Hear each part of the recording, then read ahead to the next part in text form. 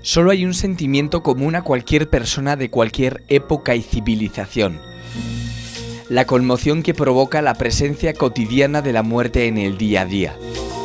Desde los albores de la humanidad, el ser humano ha buscado fórmulas para asegurarse una buena segunda vida y para garantizar la seguridad de las almas que partieron al más allá. Claro que tenían civilización, lo que pasa es que tenían la suya. Y en la percepción del conquistador, en este caso el mundo romano, claro, siempre lo utiliza como un nivel inferior. Por tanto, el ritual funerario tiene una base, siempre es eliminar lo impuro para liberar el alma. Sí, la muerte es importante para cualquier sociedad, una ideología muy potente detrás de todo ello, ¿no? Totalmente. Hay pocas sociedades que no crean que hay un más allá, casi todas lo asumen. Danzaban, hacían banquetes, homenajeaban a sus muertos también. Volver 2150 años atrás, cómo los celtíberos celebraban el día de sus difuntos. Entonces, para Garray yo creo que es riqueza. Y las ofrendas pues son todos esos elementos viáticos. Viáticos significa para hacer el viaje, ¿no? Para hacer el viaje al más allá. Lo importante no era nacer, sino sobrevivir, ¿no?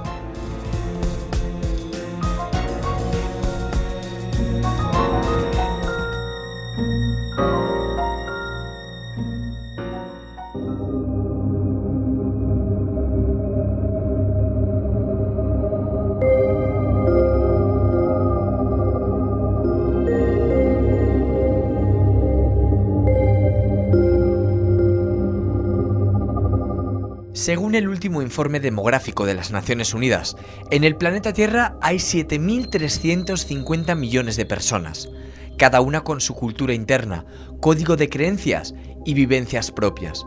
Personas diferentes las unas a las otras, pero a las que les une un destino común e inevitable: la muerte. De entre todos los pueblos que han dejado su huella en la península, hubo uno que destacó por su especial relación con la muerte: los celtíberos, pueblo que ocupó parte de la península ibérica entre el siglo VIII a.C. y el siglo I a.C. Una de las ciudades más icónicas y míticas que prueban su existencia es Numancia. Antonio, ¿qué se esconde detrás de esa palabra de celtíberos? Los celtíberos, hasta la llegada de los romanos, pues nunca se llamaron celtíberos a sí mismos. Es el nombre que les pusieron gente que viene de fuera, romanos, griegos, cuando ven un poco las características culturales que tienen. Los celtíberos eran los celtas que, después de mucho pelearse con los íberos que vivían en estos territorios, se aburrieron de combatir, se casaron, acabaron casándose entre ellos. El mundo romano en los primeros instantes no focaliza de dónde viene y cuál es su origen, simplemente por una razón de tiempo. La cultura romana y la cultura celtibérica nacen a la par, en torno al siglo VIII a.C., y la primera vez que los romanos ven a los celtíberos es en torno a las guerras púnicas a mediados del siglo III, es decir, 450 años después. Vieron que eran gentes que venían de Iberia y esas gentes hablaban una lengua céltica. Bueno, pues algo de mezcla deberían de tener. Cuando Roma ya empezó la conquista de este territorio, vieron que las realidades eran diferentes, diversas tribus entre los celtíberos, y luego nos dan la verdadera entidad territorial, porque realmente el territorio se dividía en torno a ciudades-estado completamente independientes entre sí, y Numancia pues era una de estas ciudades-estado. ¿Cómo eran estos celtíberos? ¿Se sabe algo de su cultura? Se sabe muchísimo. Tenemos las fuentes históricas, pero claro, el aporte que nos ha dado en los últimos 150, 200 años la arqueología es lo que nos ha permitido caracterizar este tipo de cultura. Numancia es el yacimiento que más ha aportado para el conocimiento de la cultura celtibérica. La Celtiberia, digamos, en su máximo expansión, son las actuales provincias de Soria, de Teruel, de Guadalajara, parte de Cuenca, parte de La Rioja, pequeña porción de Zaragoza y de Segovia, entre las cabeceras del Duero y del Ebro.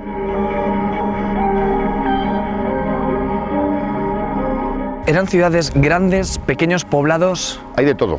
La ciudad de Numancia, en este caso, es una ciudad de 8 hectáreas. Y la ciudad, por ejemplo, de Segeda, que es por la que Numancia entra en guerra, tiene casi 100. El modelo de poblamiento depende del territorio. Numancia no es solamente la ciudad-estado, es el territorio que le engloba. Todos los asentamientos que hay alrededor de Numancia también serían numantinos. Por tanto, eso es lo que nos permite entender los contingentes que las fuentes nos narran para hablar de 10.000, de 8.000 guerreros, cuando aquí dentro de la ciudad no caben más de 2.000, 2.500 personas. Ellos controlan el territorio con pequeños asentamientos y claramente Numancia es el centro que articula ese territorio. Es decir, que estos no eran pueblos bárbaros. El concepto bárbaro es un concepto que viene de la visión grecolatina de estas gentes. Claro que tenían civilización, lo que pasa es que tenían la suya. Y en la percepción del conquistador, en este caso el mundo romano, claro, siempre lo utiliza como un nivel inferior. Hablamos de que en las tumbas de varón con armas, halladas en la necrópolis, asignadas a guerreros, encontramos un kit de aseo corporal. Esto nos hablan de que ellos tenían en cuenta la decencia física, porque eso le da categoría social. ¿Tenían una sociedad bien estructurada, jerarquizada? Sí. Aunque tenga cierta estratigrafía, esté jerarquizada, las decisiones se toman de manera asamblearia. La ciudad estaba dirigida por la asamblea de los ancianos, la gente de mayor experiencia dirige la vida política, social, jurídica, económica. Y luego nos hablan también de la asamblea de los guerreros. Cuando hay un peligro, se reúne esta asamblea de guerreros que escoge al caudillo militar, pero ese jefe, para ser nombrado, ¿qué tenía que hacer valer? El propio prestigio individual que había ido adquiriendo a lo largo de su vida. ¿Betones, baceos, tienen alguna relación con los celtíberos? Los baceos son las gentes que surten de cereal a los numantinos. Numancia es una sociedad ganadera. Los intercambios de prendas elaboradas permite que el mundo baceo surta de cereal. De hecho, muchas campañas militares de la época de la guerra de Numancia se dividen en campañas en el mundo baceo y campañas en la Celtiberia. El conquistador de Numancia, Escipión, lo primero que hace antes de atacar Numancia es atacar el territorio baceo para cortar los suministros. Es decir, que estamos hablando que no eran sociedades estancas, sino que compartían. Ni en el pasado ni en el presente las sociedades son estancas y la gente se relaciona, ¿no? Otra cosa es que el movimiento pueda ser más o menos grande o que haya grandes trayectos. Y Numancia al final se ha convertido en el icono del mundo celtíbero aquí en la península. Es más del icono celtíbero, es un icono de resistencia. Cuando los numantinos se inmolan antes de ser esclavos de Roma y esa idea de luchar por tus propios ideales hasta las últimas consecuencias caló tanto en el mundo romano que fueron los conquistadores quienes se sintieron conquistados por la actitud de esta gente. Por eso ellos elevan a la categoría de mito la historia de los numantinos. Numancia, después de la propia Roma, es la ciudad que más veces van a citar los autores romanos. Numancia citada en el mundo romano durante 5 siglos por más de 70 autores en más de 300 ocasiones y es siempre como ese ejemplo moral. Desde que el hombre es hombre, ha tenido que convivir con la idea del fin. Inevitablemente, la sombra de un mundo desconocido ha hecho que le surgieran miles de preguntas. ¿Qué hay después de la vida? ¿Cómo prepararse para ese tránsito? ¿Dónde descansan los que se van? Y en su afán de controlarlo todo, también ha encontrado respuestas. ¿Es fácil investigar sobre la historia de las mentalidades de hace 2000 años? No es fácil, pero hay muchos elementos que te aportan información sobre la mentalidad. La mentalidad forma parte de un modo de vida. No estudias una mentalidad o un modelo económico, estudias unas personas. Generan elementos sociales, esas sociedades se amplían. La arqueología es un gran puzzle, tiene muchas fichas, algunas te faltan, algunas no sabes dónde ponerlas. Está claro que lo que piensas es lo más difícil de llegar, es mucho más sencillo saber qué comen. Para llegar a las mentalidades, a su manera de entender la vida y por tanto la muerte, que en el caso de Numancia, la necrópolis excavada entre el año 93 y el año 97, pues aportó muchísima información. Te habla a nivel ideológico de un ritual básico donde entienden que todo lo que les rodea tiene vida. Una parte material que es impura, la carne, el hueso, el hierro, la plata, y una parte inmaterial que es pura, el alma. Por tanto, el ritual funerario tiene una base, siempre es eliminar lo impuro para liberar el alma. ¿Es quizá la muerte una de las grandes olvidadas en los libros de historia? No nos engañemos que lo que hemos recibido es una tradición que viene de atrás, que es muy historicista. Básicamente hablamos de batallitas, de hechos políticos, pero realmente cuando introduces ya en el ámbito arqueológico, la arqueología nos deja restos, básicamente los asentamientos y las necrópolis.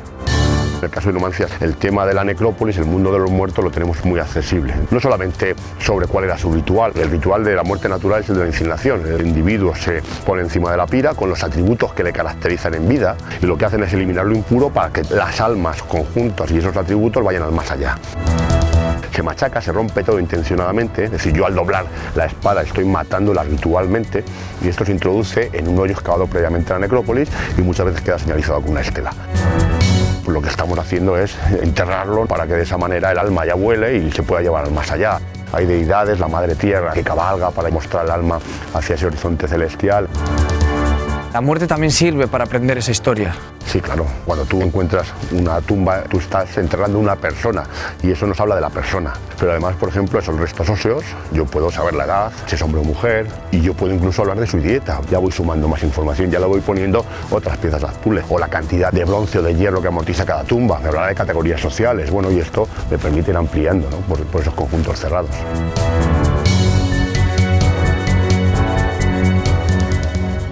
La muerte es una valiosísima fuente de información para los arqueólogos. En los rituales funerarios prerromanos era habitual que tras la incineración se procediera a la inhumación de esas cenizas junto con otros restos representativos de la vida del fallecido. Precisamente, eso es lo que permite acercarse al hombre del siglo XXI a aquella misteriosa mentalidad.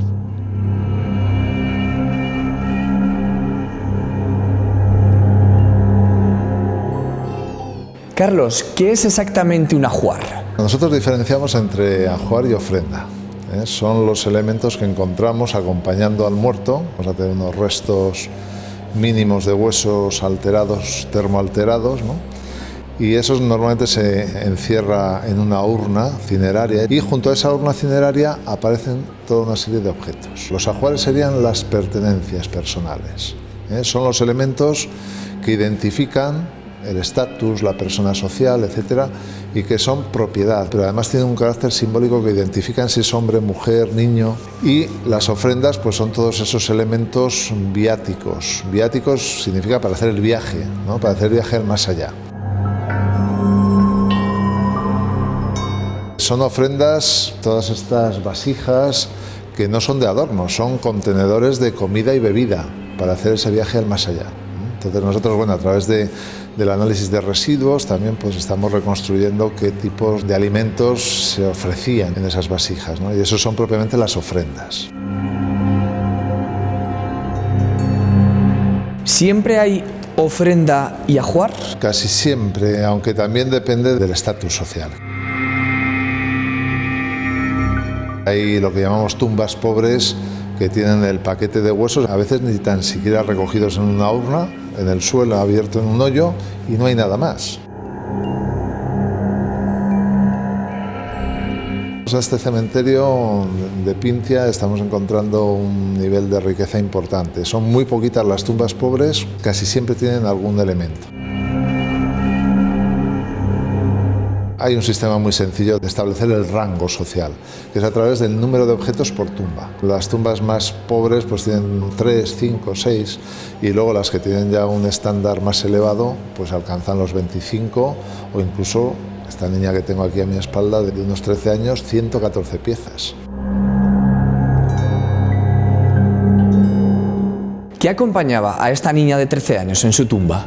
La representación de los individuos y en particular del sexo se marca por algunos objetos de un carácter simbólico especial, ¿no? En este caso, aparte de estas piezas que son unas joyas, imitaciones de joyas en barro, realmente esta niña que era de alto estatus y tendría que haber recibido estas joyas en herencia en la vida, de forma simbólica se dispusiera ese collar, pero la función principal de una mujer en la antigüedad era la función textil. Y esa función textil aparece acreditada a través de dos objetos, como pueden ser las agujas de coser o las fusayolas. En el caso de los hombres, pues es la función guerrera, ¿no? La que va a quedar atestiguada. ¿Qué acompañaría a un hombre? Pues a un hombre acompañaría, pues por ejemplo, esta arma. Esta es un puñal, la hoja de un puñal, que se ha fundido al broche que lo sujetaba. Esta otra pieza curva que tengo por detrás es el broche que sujetaba a un cinturón de cuero el puñal que iba inserto en una vaina como esta. una vaina de hierro con una serie de guarniciones en bronce más aparentes para la parte, digamos, vista. Esa función, por lo tanto, guerrera, es la que se expresa de forma fundamental en los ajuares de guerreros, con distinto gradiente también de riqueza. Hay tumbas con ajuares muy completos, con arreos de caballo incluso. Esta otra tumba de la parte inferior de la vitrina pues guarda arreos de caballo. De igual forma que hay navajas de afeitar o pinzas de depilar para que vayan como debe ser, ¿no? Y las armas que vemos en la parte posterior, los puñales de tipo Montevenorio, alguna punta de lanza.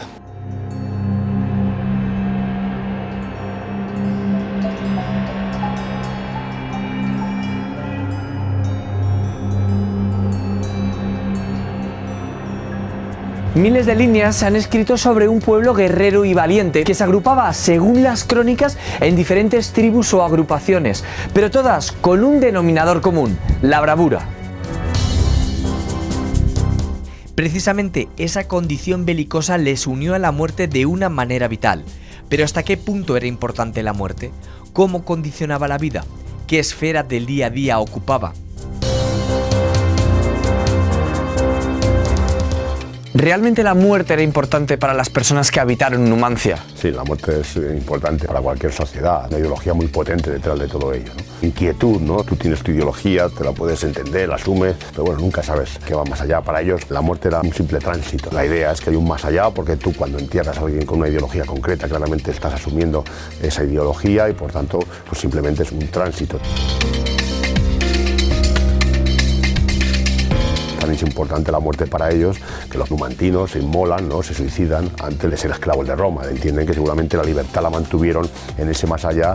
¿Cómo era ese nexo para los numantinos entre el mundo de los vivos y el mundo de los muertos? La principal deidad es el sol, que denominan Dios luz, y entienden que en su morada es donde van las almas al morir. Si tú tienes una muerte digna, tu Dios te reservará un lugar específico en su mesa, una ideología muy interesante, común a muchas otras sociedades. Es decir, que sí que creían que había un más allá. Totalmente. Hay pocas sociedades que no crean que hay un más allá, casi todas lo asumen. Tú estás inmerso siempre en una sociedad donde hay un tipo de ritual. Un ritual funerario siempre tiene que ver con el más allá, ¿no?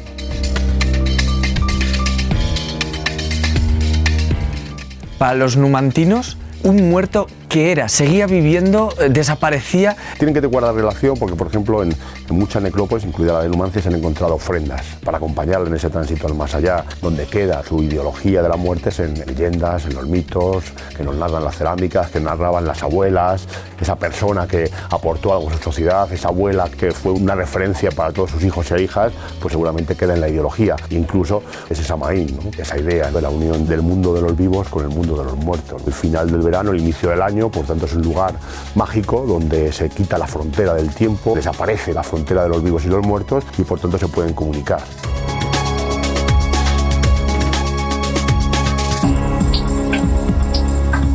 ¿Cómo controlar sus espíritus? Porque los espíritus los puede haber malos y los puede haber buenos mediante el fuego. El fuego vuelve a representar la luz, vuelve a representar el sol, la principal deidad de los celtíberos, y ese fuego es el que controla a esos malos espíritus para que tú puedas conversar con tus antepasados, ¿no? Numancia ha pasado a la historia como la ciudad que se resistió a la romanización. Claudicó hace 2150 años. Sus habitantes lucharon bravamente en este mismo lugar y Numancia se convirtió en el escenario de hechos históricos y hechos heroicos. Parte de esa resistencia se debe a que los numantinos no luchaban solo por su vida, sino también por el alma de quienes no estaban. Antonio, ¿los celtíberos o los numantinos creían en sus antepasados? ¿Les tenían presente? Sí, claro. Hay vasos en Numancia encontrados donde la historia que narra ese vaso es mitificada. Quiero decir, el famoso vaso de los guerreros, donde aparecen dos combatientes luchando. Sabemos que está mitificada esa idea porque por detrás de ese vaso lucha un hipogrifo con un hipocampo, es decir, dos animales mitológicos. Y entonces tendría que haber una necrópolis para poder honrar a esos antepasados. Sí, la mayor parte de las necrópolis celtibéricas, el mundo de los vivos se diferencia del mundo de los muertos, por tanto la necrópolis siempre está en lugares aparte. Casi siempre en la cultura celtibérica está entre la vía de agua y la ciudad. Nosotros en este caso al lado del río Duero, queda cercana pero no queda dentro de la ciudad. ¿Por qué esa cercanía a una fuente de agua? Es complicado, porque claro, todos los rituales que tienen que ver con el agua no dejan huella arqueológica. Esto puede pasar, por ejemplo, en la necrópolis del noroeste. No se han encontrado necrópolis. A lo mejor es que el ritual estaba relacionado con las aguas. Como el cielo es una vía de comunicación al más allá, un elemento de tránsito. ¿Nos podríamos imaginar cómo eran esas necrópolis? Estaría señalizada con estelas, tanto de madera como de piedra, perfectamente visualizada desde la ciudad, ¿no? Las evidencias demuestran que la cultura celtíbera estaba plenamente unida a la muerte. Para ellos, el trance definitivo no era más que un paso más hacia la eternidad. Los que se quedaban en este mundo rendían honores a sus héroes caídos o a las mujeres que hacían perdurar sus convicciones. Numancia es el territorio no solo de la bravura y la resistencia, sino también de creencias que van más allá de lo que la historia cuenta.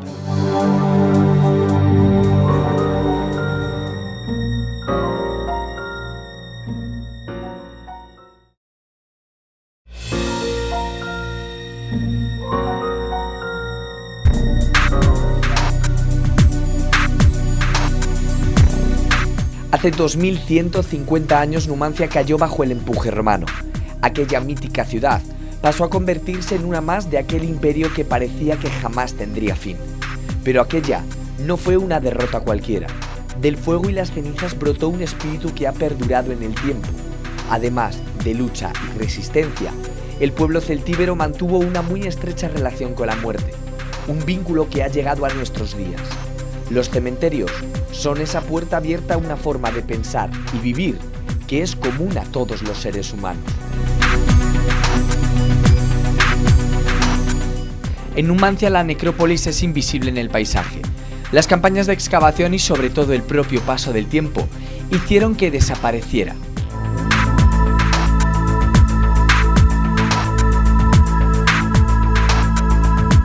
Pero en Pincia, la ciudad vacía por excelencia, los trabajos arqueológicos han permitido reconstruir la que es conocida como Necrópolis de las Ruedas.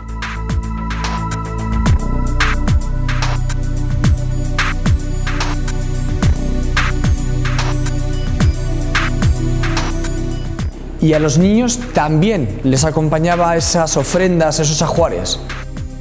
Pues sí, sobre todo a niños que les hubieran salido los dientes. Plinio el Viejo nos dice que es una costumbre universal no incinerar a los niños hasta que no les han salido los dientes. ¿Por qué? Porque lo normal es que se murieran. Lo importante no era nacer, sino sobrevivir, ¿no? Las tasas de mortalidad han sido terroríficas, ¿no? De un 30% como mínimo hasta un 70% en la infancia, hasta los 13 años.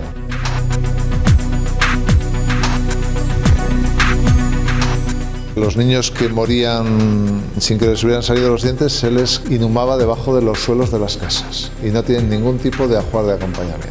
Sin embargo, los niños ya de cierta edad, a partir de 1 año, 3 años, van construyéndose los afectos y además sí que son objetos de ese ritual de incineración, ¿no? Este, por ejemplo, corresponde a un niño de 3 años, tiene 30 piezas y muchas de estas piezas pues son verdaderas juguetes concebidos, hechos para el niño, lo que antes llamaban las cocinitas. Incluso hay algunos sonajeros vinculados a esa edad tan temprana.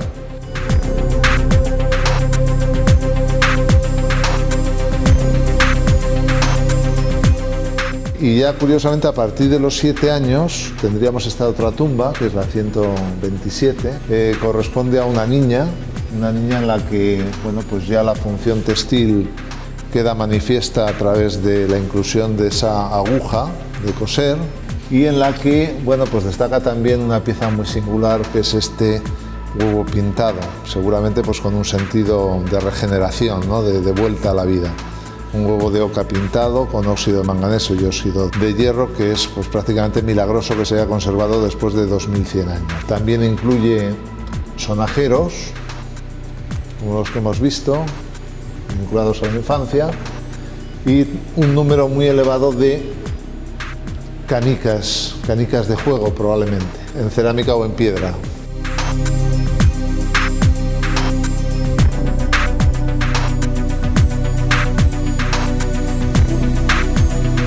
Es decir, que para ellos el tránsito al más allá era un viaje en toda regla. Sí, efectivamente, yo creo que ellos creían en el más allá. en una vida posterior a esta, y para ello se proveían pues de alimentos, de comida, bebida para hacer ese tránsito, y también de aquellas pertenencias más importantes dentro de esa caracterización de la función femenina, la función masculina o bueno, las jugueterías también en el caso de la más tierna infancia.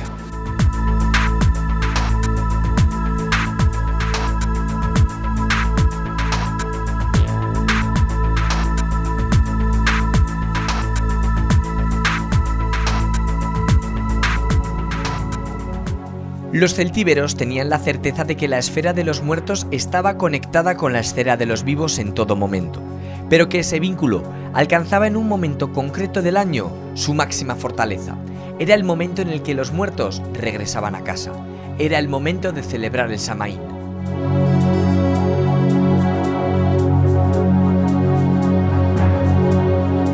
Rubén, ¿qué es exactamente el Samaín o qué era el Samaín? El Samaín era una de las festividades por excelencia celtas. Era el final del verano y el final del año. El calor daba paso al invierno, cuando los periodos de oscuridad triunfaban sobre los periodos más largos del día, ¿no? Los celtas celebraban lo que ellos llamaban samonios. Ellos mismos también se recogían, ¿no? Ante el triunfo de la oscuridad, pues se recogían en sus ciudades, recogían todo el grano, al igual que sus ganados, ¿no? Los tabulaban dentro de la ciudad para iniciar ese periodo de recogimiento y de oscuridad. ¿Pero qué relación entonces puede tener ese recogimiento con los muertos celtas? Porque ese triunfo de la oscuridad da paso a un momento místico. Los muertos se abrían camino y se hacían presentes con los vivos y caminaban en el mismo lugar. Hablan de tres figuras, de los héroes, de los difuntos, de los dioses. Los celtas vaciaban nabos, tienen forma de cabeza humana, les metían una luz simbolizando pues espíritu, ¿no? Y esa luz que lo que conseguía era alejar a los malos espíritus y que volviera a triunfar la luz sobre la oscuridad. Es un poco el origen de la Noche de los Difuntos, lo que actualmente se celebra como Halloween. Fueron los irlandeses, con esta pincelada de su cultura venida del pasado, los que se lo llevaron a América. En América se transformó con lo que se ha convertido en el Halloween y ahora nos viene, esa misma festividad nos viene americanizada, pero no podemos olvidar de que esto ya se celebraba en estas tierras hace más de 2000 años. La celebración del Samaín se producía en un momento concreto del año, en la luna llena media entre el equinoccio de otoño y el solsticio de invierno. Era la solemnidad más importante de todas cuantas celebraban y tenía lugar en un peligroso momento. Ese que separa un año del otro, cuando la estación de la luz daba paso a la estación de la muerte, cuando las puertas del más allá estaban abiertas de par en par.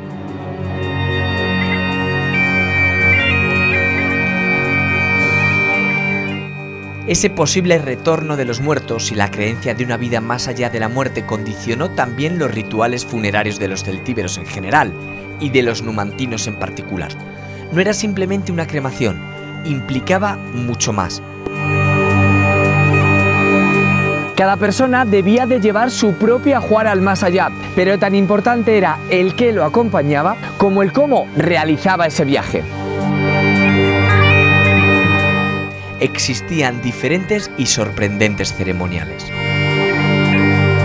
¿Cómo era ese ritual? Se puede reconstruir a través de diversos elementos. Los baceos tienen el mismo ritual. Siempre antes del enterramiento hay un banquete fúnebre, donde se comparte con el muerto ese banquete para que se lo lleve al más allá. Y siempre la incineración. En el caso de Numancia sí, se incinera para liberar el alma y luego entrar esos elementos y que puedan transitar hacia el horizonte celestial. Hay un ritual reservado para los guerreros, el guerrero que muere en combate, ¿no? Queda expuesto a los buitres. Y también tenemos un elemento diferenciado dentro de las ciudades, que son enterramientos infantiles. La mortalidad infantil del pasado siempre ha sido muy alta. El niño, para que llegue a formar parte de la sociedad, tiene que pasar ciertos rituales. Hasta que no pase esos rituales, pertenece al ámbito privado, el de la madre y el de la casa. Si mueres dentro de lo privado, se te entierra en lo privado. En el mundo celtibérico se encuentran, debajo de los suelos de las casas, enterramientos infantiles. Se usa como elemento de protección. Es decir, que para ellos la muerte no era un hecho fortuito, sino que marcaba un punto importante para toda la sociedad. Necesariamente, sí. Como en toda la sociedad, tiene un simbolismo muy importante. Y no nos engañemos, por mucho que la muerte, incluso hay sociedades que lo tratan de una manera feliz, ¿no? Ya se ha ido, estará feliz en las verdes praderas. Pero claro, hay un dolor intrínseco que es el de la madre al perder un hijo, el del hijo al perder un padre, y eso ninguna sociedad lo puede obviar.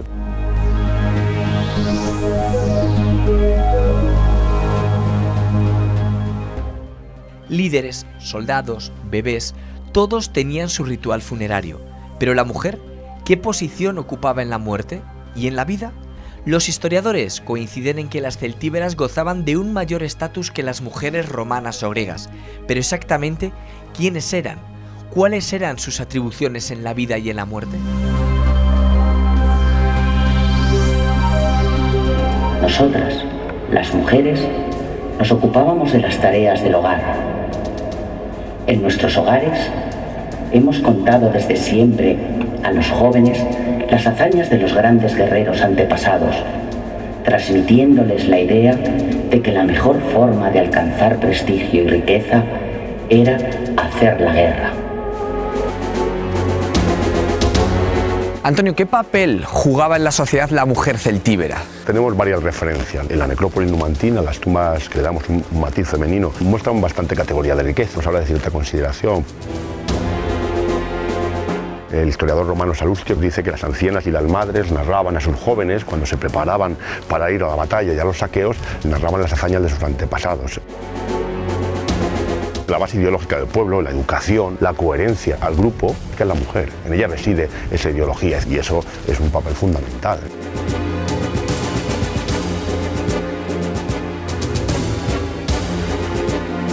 En ocasiones, fuimos las mujeres las que arengamos a los guerreros para que no abandonaran las armas, en contra de la decisión de la Asamblea de los Mayores, que temía las consecuencias que pudieran originar estos conflictos. El propio Salustio nos dice que las jóvenes celtíberas no eran entregadas por sus padres en matrimonio, ¿no? Sino que ellas danzaban en las noches de luna llena delante de las puertas de sus casas y que escogían a sus maridos de entre los mejores guerreros.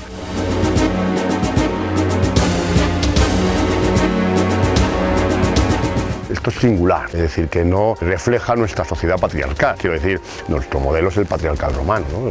Esta gente tiene ciertos elementos que percibimos que a día de hoy los valoraríamos como elementos de modernidad y que claramente con la conquista romana van a desaparecer, no nos engañemos. Es decir, que la mujer celtíbera tenía un papel en esa sociedad, jugaba un papel importante. En todas las sociedades la mujer juega un gran papel. Otra cosa es que la historia que hemos recibido sea una historia parcializada, ¿no? Claro, y la mujer juega un papel esencial. ¿Y las mujeres numantinas no van a la guerra? Pues claro que no, porque la mujer es el bien más preciado para una sociedad. Es la única capaz de regenerar una sociedad, por tanto tú no puedes arriesgar a una mujer para que vaya al combate. Hace 50 años solo teníamos dos modelos sociales que la mujer estaba en la guerra, y son por problemas. China y a Israel, unos por más y otros por menos.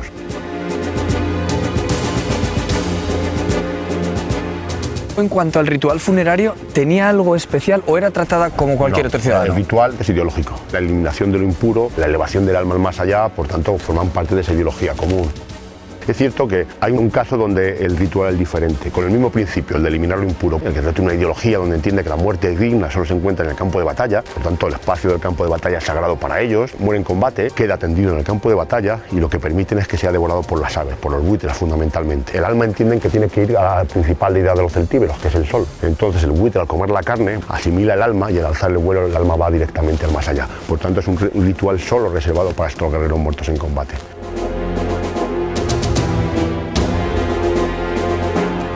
Y en cuanto al ritual del Samaín, ¿la mujer podía participar? Sí. A temas de ritualidad eso nos es más difícil de llegar muchas veces. Hay cerámicas, en el caso de Numancia, donde se hablaba entre comillas de sacerdotisas.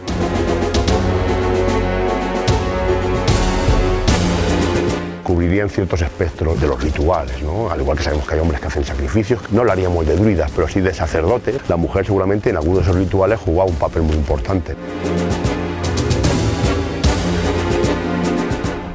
Mujeres, hombres y hasta niños. El Samaín era una celebración global para toda la colectividad, el ritual del que nació nuestra celebración de Todos los Santos.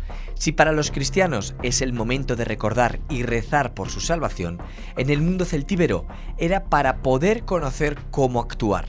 Pero ¿cómo se llevaba a cabo esa conexión? ¿Es posible reconstruir ese rito?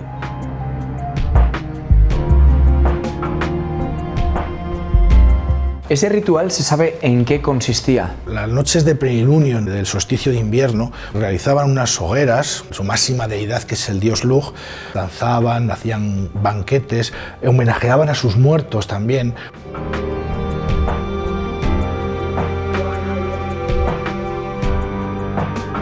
Porque en ese momento los guerreros, en el final del verano, era cuando volvían a su casa. Y en ese momento, además, era cuando la comunidad al completo se percataba de las bajas, de los muertos que había tenido en esas campañas bélicas. Luego, esos muertos se hacían presentes ante la sociedad. ¿Y lo celebraban en algún lugar concreto? Los celtíberos o los celtas no tenían grandes templos, ni encerraban a sus dioses en edificios. Se manifestaban en la propia naturaleza. Consideraban sagrados los lugares donde la naturaleza se manifestaba de una forma excepcional. En un gran monte, como puede ser Moncayo, en un claro en el bosque, en el mismo río.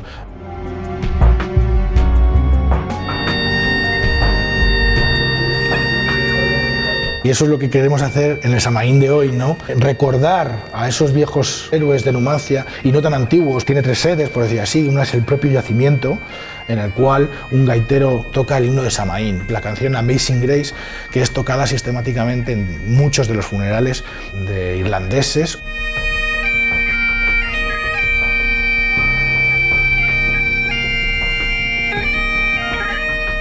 Luego después hacemos una procesión de antorchas, bajamos a otro enclave que llamamos el graderío de Numancia. Es un graderío natural, y dado que es el 2150 aniversario de la caída de Numancia, para nosotros el año de la mujer, ¿no? El año de Nuane, la mujer celtíbera por excelencia. Y luego seguiremos con esa procesión de antorchas, llegaremos a lo que llamamos el Bosque de los Héroes, donde se habrá erigido una estela funeraria en honor a Nuane. Es decir, que la muerte en el mundo celta tiene una continuidad de más de 2000 años. La muerte es muy importante en todas las culturas, y aquí para un guerrero no era un motivo de tristeza, es un motivo de alegría tanto para él como para la propia comunidad. El máximo deseo de un guerrero es morir en la batalla. Al final es morir ante su Dios, es un sacrificio personal, y es para lo que le han estado educando las madres numantinas desde que era bien pequeño.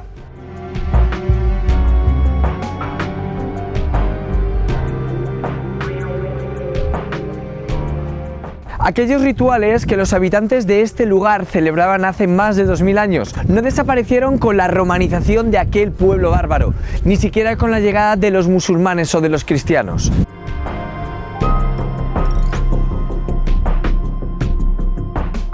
El Samaín sí evolucionó, pero también en algunos reductos se mantuvo vivo. Si en el pasado suponía la vinculación con los que ya no están, ahora es una conexión con la parte más irracional que todos tenemos.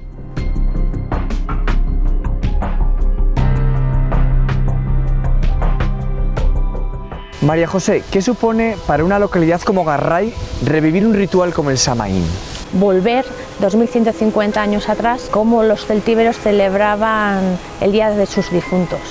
Entonces para Garray yo creo que es riqueza, porque es otra fiesta más. Lo que hacemos es aprovecharnos de la historia y del yacimiento de Numancia. Es un día en el que revive la noche de difuntos, y es un día ejemplar para que la gente pueda venir y ver cómo es Garray de noche, cómo es la fiesta de los celtíberos y cómo el pueblo se volca con el yacimiento, y cómo Tierra Quemada que hace el ritual de los celtíberos.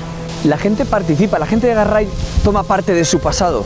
Sí, prácticamente el 80% del pueblo se viste. Es importante al final a las piedras volver a dotarles de vida. Claro, por supuesto. Nosotros tenemos un yacimiento arqueológico que se llama Numancia, y hay que sacarle el máximo rendimiento. Son 2150 años de historia, 2150 años de las piedras ahí, y las piedras tienen que hablar.